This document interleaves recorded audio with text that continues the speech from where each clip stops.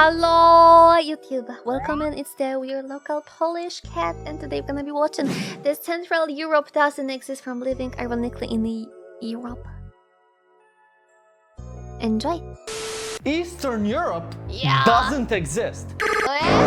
All these countries here, they're all Central European. Those guys in Eastern Europe, they live in dirty old commie blocks, they drink pickle juice for breakfast, they beat their wives, and they speak languages with no vowels. Not like Polish. Brzęczyszczykiewicz. Yeah, Brzęczyszczykiewicz. Today, many people treat the word... No, okay, but hear me out. It feels like if the Western European is asking, I would totally say that yes, I am Central Europe. But if Eastern European would ask, I would totally say I'm Eastern European. I myself don't give an F about it. Not gonna lie, not even gonna lie about it. But I remember how once I called like in random video Poland Eastern Europe, and there was some Polish people in the comments being so mad about it, and I was like, dude, chill out. Like, what do you mean? What do you mean you don't know the Poland A and Poland B? Poland A and Poland B is so true, so true.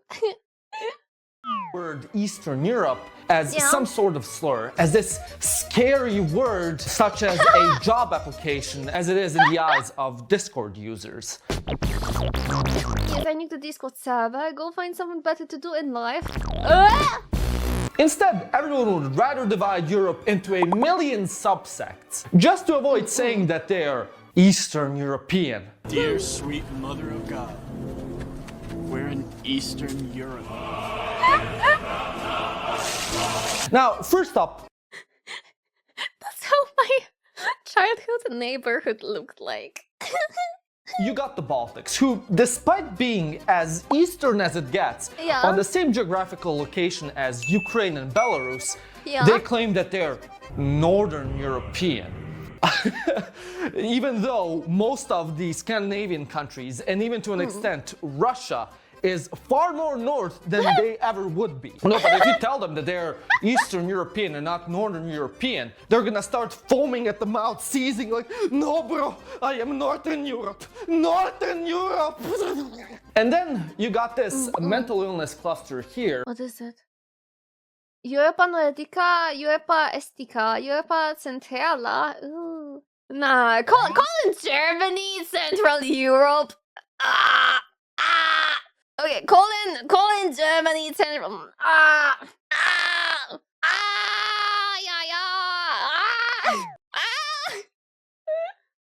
It likes to call itself Central Europe.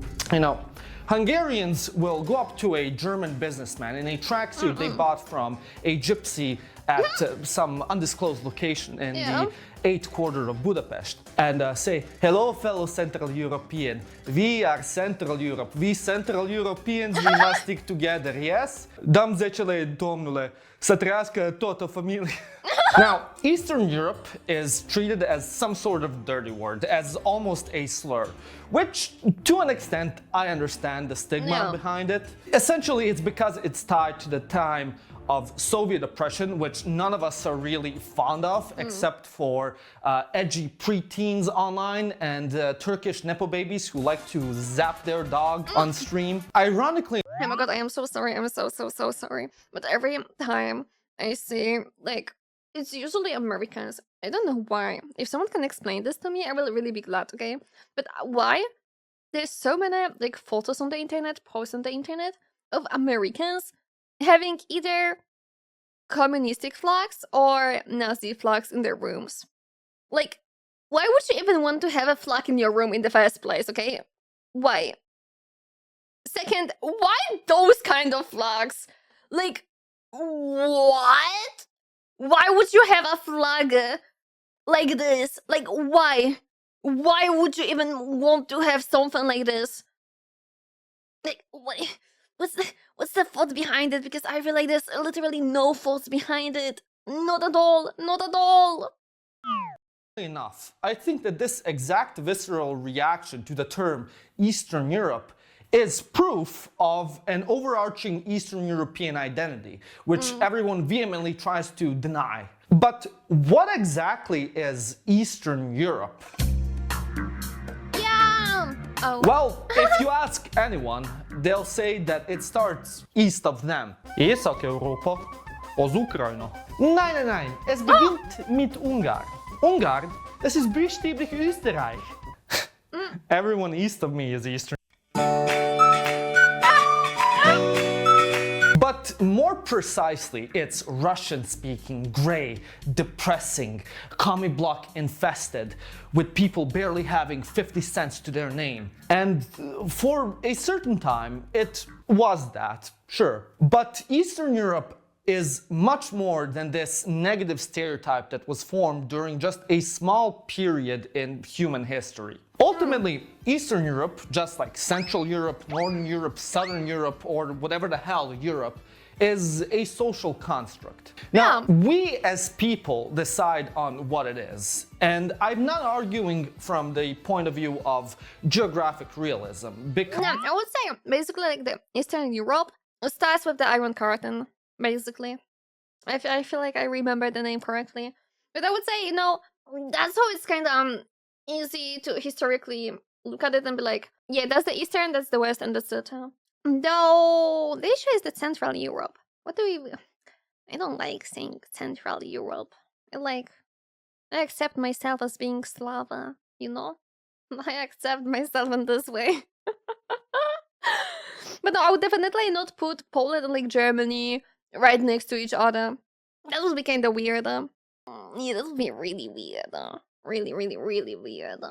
Because ultimately, you can't put a line across Europe and say, oh, here's where the West begins, here's where the East begins. It doesn't work that way. Because at the end of the day, Eastern Europe encompasses countries from the south to the center to, well, the east, and of course, parts of Northern Europe. And I know technically now I'm like debunking this term of Eastern Europe because I'm saying geography doesn't exist, and now I'm also reinforcing that term, but stick with me. What makes us Eastern European is not geography, but this shared experience that we all lived through generationally. This Eastern European soul. Before the creation of the Iron Curtain and subsequently the term Eastern Europe, Eastern Europe has still existed and shared this common Eastern European existence. For starters, if we look at our earliest origins, from the Hungarians to the Slavs, be it Central, Eastern, Southern, or hell, even the Romanians to an extent, we've all come from somewhere, that somewhere being East. And we've settled on these territories today. We've settled during the Great Migration period, and for most of our early history, we've mainly interacted with each other, be it through war, trade, or whatever the hell in between. Look at the historic regions of Romania, for example.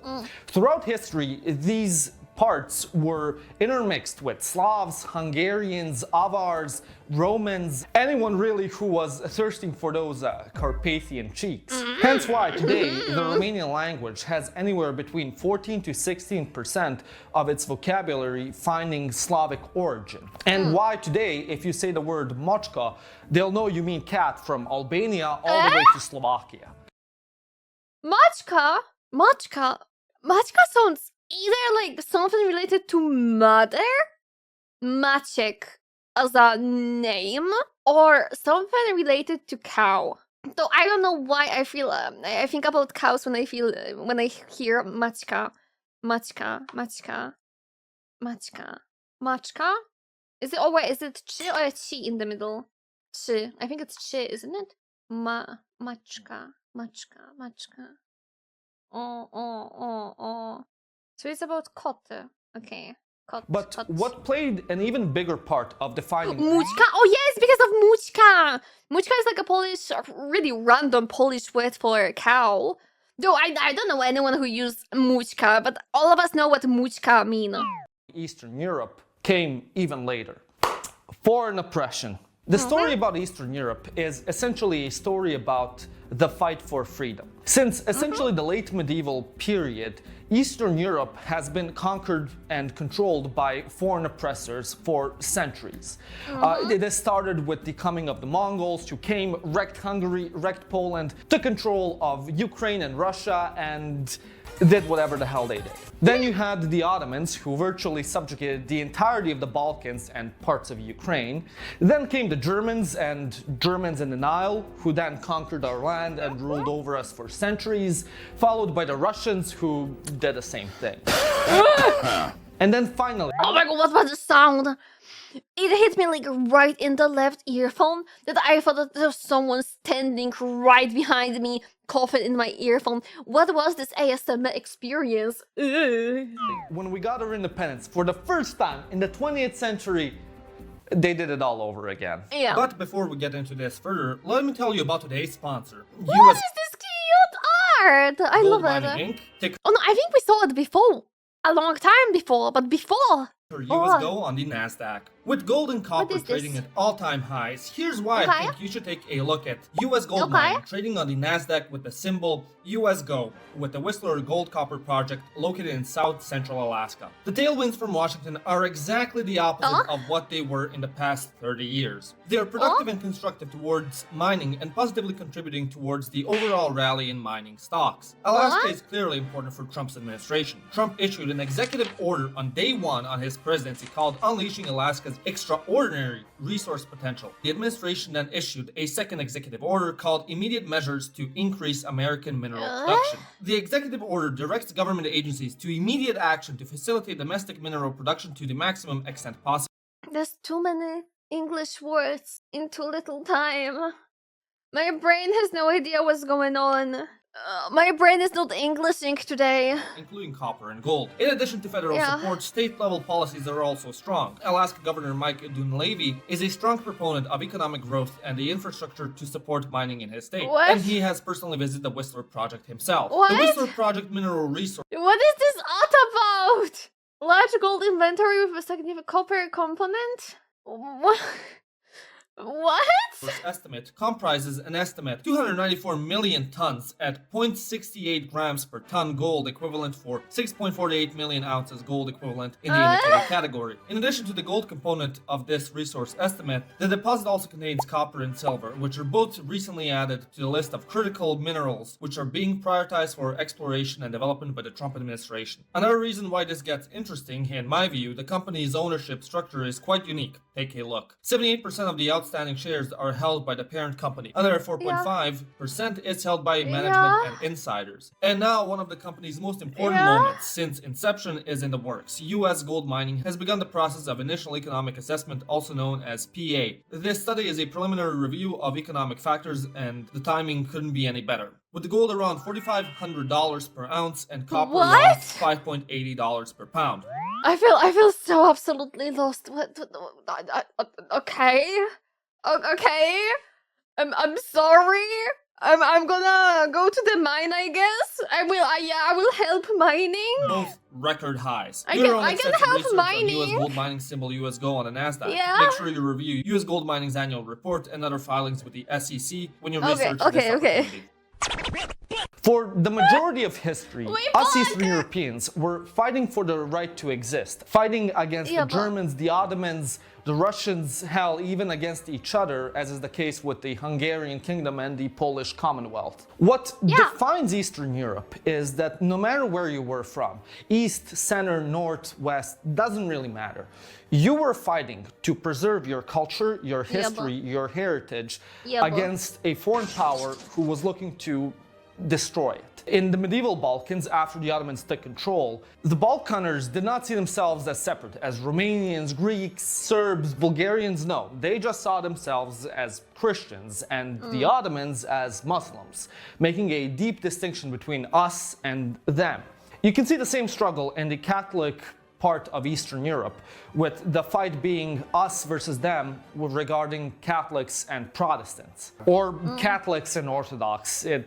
you know, it's still us versus them. The monastery Rila in Bulgaria is a perfect example of this. During Ottoman occupation, when the country was being taken over by the Turks, Bulgarian culture was being wiped away. The Turkish language was being imposed, as was the religion of Islam. However, the monastery kept on the traditions of medieval and Christian Bulgarian culture. Many Bulgarians went to the monastery to learn about Bulgaria's culture, from which the Bulgarian revival movement was born. And the same can be seen in Poland with the Polish church under the occupation of the Germans and Russians. When the Polish language was being extinguished, Polish churches and monasteries kept the language alive, from which they nurtured Polish culture even though foreigners tried to destroy it. Okay, all we can say is that, well, it depends on which occupation and which SBI, oh my god, which SBI like in specifical, but some parts that were under occupation of specific regions weren't that bad. Like, yeah, it was bad, they were still like occupied, but it wasn't that bad. And then you got the German occupation side, and it was bad. And then you got the Russian occupation side, and it was even freaking worse. But basically, imagine living, like, they always try to describe it to us and show it to us as, you know, like, imagine living all the time in big stress because you cannot even say a random word in your native language because, well, you will get punished and your entire family will get punished because of it already. Ay, ay, ay, ay, ay, ay.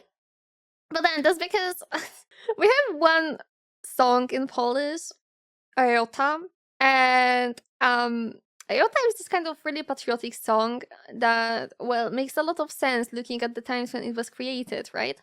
One of the verses starts with like, the German won't spit in our face nor Germanize our children, stuff like this, right? And I would say nowadays when people are singing it, it sounds a bit funny, but you know, usually now people are singing it for a meme.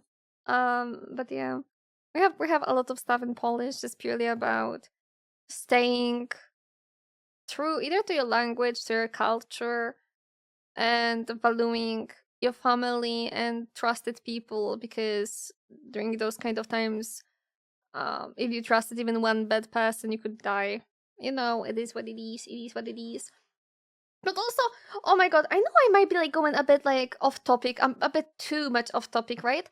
But there's one like fun fact I can put on this, right? Because yeah, in Poland we don't usually trust people too easily. And in Poland, if you're gonna call someone a friend, a przyjaciel, it means you're really close with them. And people usually say that, yeah, they have like maybe 2 friends. Because it's a really, really, really heavy word, I would say, you know? When you call someone a friend, that means you completely trust them. And you would trust them with your life, basically. And usually people gonna just call other znajomi, like someone they know, and that's it. Because being a friend and being someone you know is completely different in Polish language. And because of it, you know how weird it was when I started like speaking, streaming, doing stuff in English, and people were like calling me friend after one interaction. It felt so weird. I just like wanted to say it to just kind of show that there's like a lot of freaking difference in just like random cultures. That sometimes it's kind of hard to get like out into another culture because of random stuff like this. They just give you an ick sometimes. But right now, yep. Right now I know that in English you're gonna call everyone you know a friend. Well... just shows that even before the creation of the Warsaw Pact, people from Eastern Europe were going through the same experience, irregardless of geography. But of course, at the end of the day, we still have to talk about the Cold War. And even though we all hate it and it's a big elephant in the room, ultimately, as much as we might hate the forced experiment of communism under Russia, it was something that brought our Eastern European countries and peoples much closer and cemented this Eastern European identity.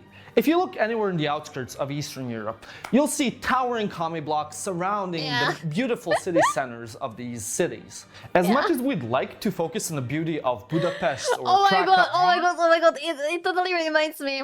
Where I was out last time in Poznan, and you know, I saw the old market. Such a beautiful place, such a beautiful place. Then I like went into random alley in the old market, and it looked like typical PRL buildings. Oh, listen, basically those old communistic blocks and those beautiful views can be literally in the same place, just hidden a tiny bit. Or Prague's old town and the artisanship that went into constructing these buildings. In reality, none of us really grew up there. No, we grew up in the great commie blocks where we could afford to live. I mean, who here has money to live in the old center? Oh yeah. Not me. I mean, shit, we're recording right now in our commie blocks. Like, I mean, can you imagine raising an entire family in the old town? No. No. We all grew up in commie blocks where we went outside to play as kids in the commie block parks where we'd trade cards, play with our mates. We'd walk to school in some sort of dilapidated building where the inside walls were painted some weird shade of green and blue. I don't really... For us, it was like a random orange, I remember.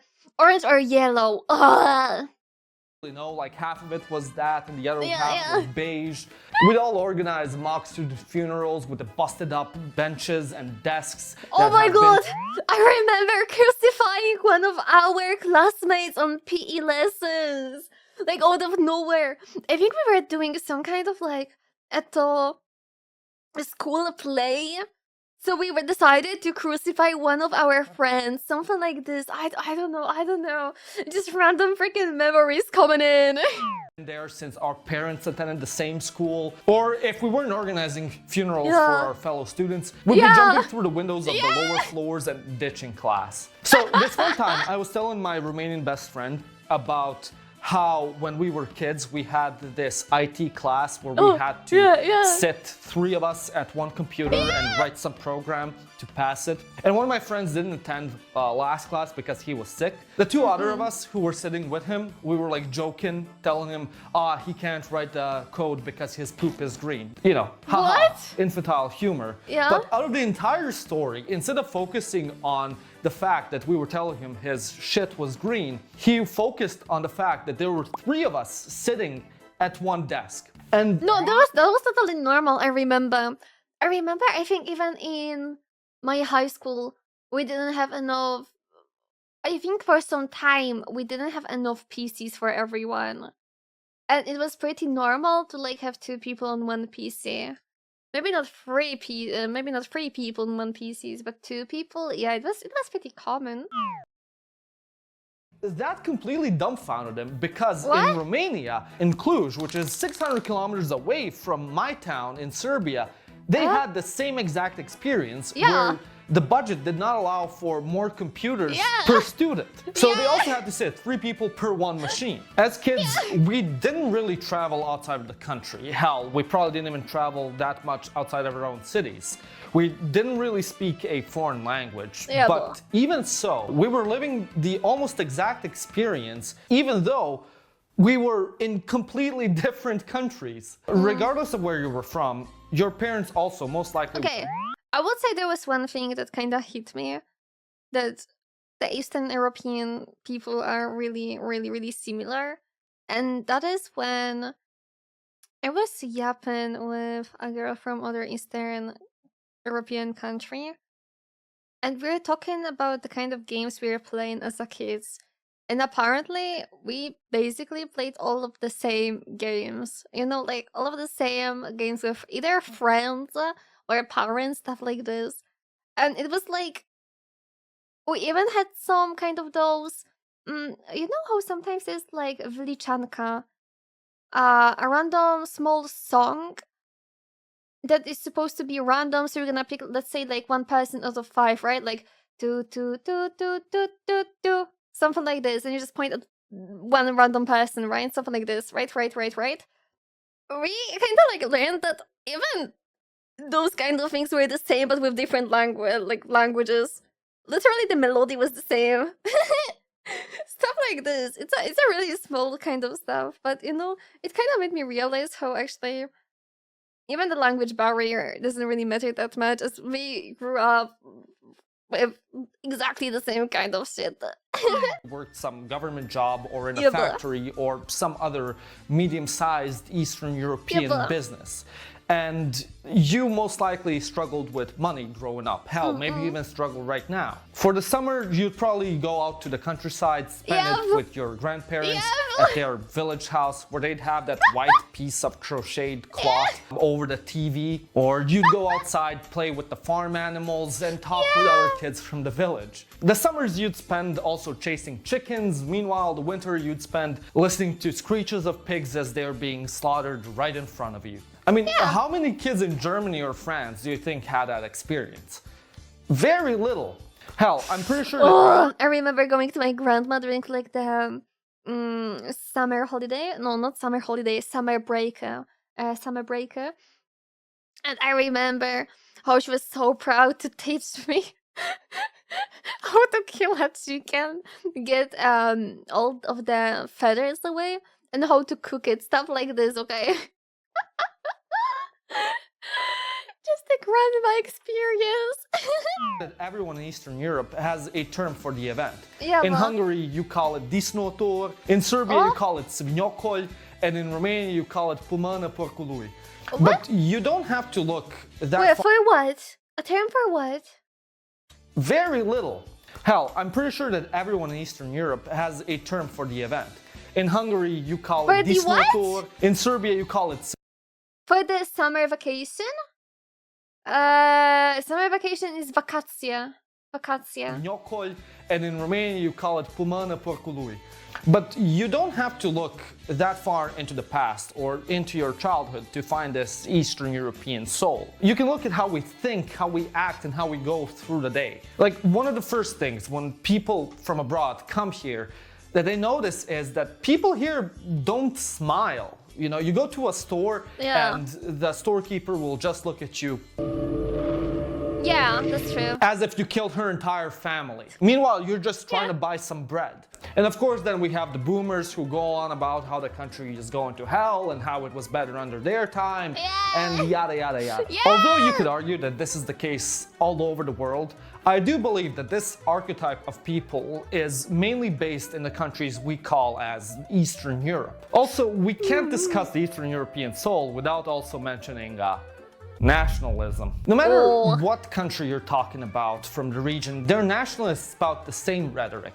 How they are the great victims of history and how everyone in the region stabbed them in the back and took their rightful lands. Meanwhile, they just tried to civilize and help their Christian brethren, but they sided with the enemy and then destroyed them and blah, blah, blah, blah, blah. I coined this nationalism as the "we played well, but the referee screwed us over" nationalism.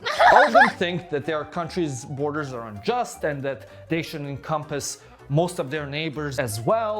And No, hear me out. Hear me out. The Polish borders after the Second War.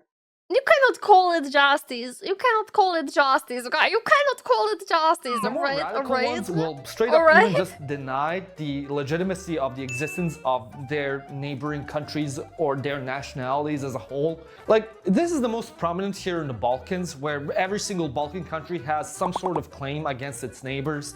You know, the Serbs will tell you how they were here first and the Albanians do not exist. They're a fake, imagined people. All of Albania is rightful Serbian land, and the Albanians came from somewhere, I don't know, like the Caucasus or whatnot. And then the Albanians will tell you, no, we're legitimate. The Serbs are the illegitimate ones. They came from the backwoods of Russia, and now they are here. All of Serbia, straight Albanian land. And then the Bulgarians will chime in and say, oh, no. Everyone around us, they are illegitimate. Everyone is just Bulgarian in denial.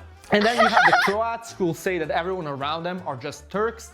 and they didn't even come from the Balkans. They actually came from Persia or somewhere.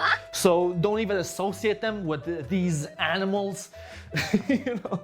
But you also see this in Eastern Europe, where the Ukrainians will claim, oh, there's no such thing as Russians, they're just Muscovites, they're descendants from the Mongols. Hell, they don't even speak a Slavic language. Technically, it's Finno-Ugric. Meanwhile, the Russians will also claim that the Ukrainians don't exist, they're just Russians in denial and, you know, blah, blah, blah, blah, blah, blah. Yeah, there's a lot of issues like these. Though, honestly speaking, I know that a lot of people usually say that Polish language and Ukrainian language is really alike and we should be able to understand each other. But as a Polish person, I can say that I cannot understand Ukrainian. Like, I can understand some random words, but I cannot understand it, like, at all. Totally, you know, like the entire sentences. Only the random sentences I learned during my life. But I think that's because usually when you talk with people, they talk way, way too fast. So it's hard to grasp it if you new to the language.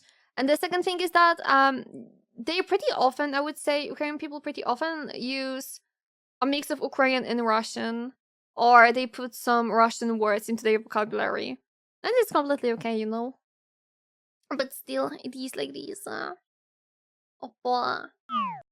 Now, like, we even see this And of course, it's much softer language when it comes to like speaking it than Polish. So it's also like a bit of issue. in Hungary, where Hungarians claim that the borders are unjust and the Romanians are actually legitimate people. They're not descendants from Dacians. They're actually just Wallachian migrants that occupied Transylvania. Like everyone does it. Everyone fucking does it. Yeah. So today, even though we want to distance ourselves from the term Eastern Europe and instead call ourselves Southern, Eastern, Central, South Central, Southwestern, slightly Eastern, more to the center Europe, ultimately, we're all just Eastern European. Yeah, but Eastern Europe is not a dirty term. Russia does not define it. We ourselves do. Thank you for watching. Yeah, but Like and subscribe. hell yeah! I had fun. I had a lot of fun with this one. I love it. I love it. Yeah, but oh my god, I love watching this. I love watching it. I love hearing, you know, usually when I see videos, they're usually about, you know, maybe America, maybe Western Europe, but yeah, not usually about like Eastern Europe or something. So it always makes me just really happy to hear about our region. It's our region.